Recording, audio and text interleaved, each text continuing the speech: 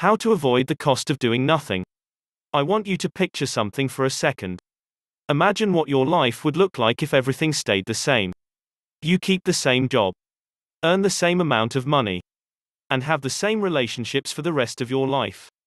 Most of all, every day that goes by, you wish for change, yet nothing seems to happen. You feel like you're the only one in your circle of friends who yearns for a better life. And because none of them are action takers, you feel like they're stopping you from living the life of your dreams. I know it's a tough pill to swallow, and I don't mean to get you down and depressed. Because although there is a cost of taking action, there's also a huge cost of not taking action. Let's pretend you make $3,000 a month now, but want to make $10,000. If you don't take action on your goal, every month that goes by, you're losing $7,000, which is $84,000 per year. I always say, not making a decision is still making a decision. You're making a decision to stay where you are. Everybody, including myself, has periods in their life where they don't take action as fast as they should.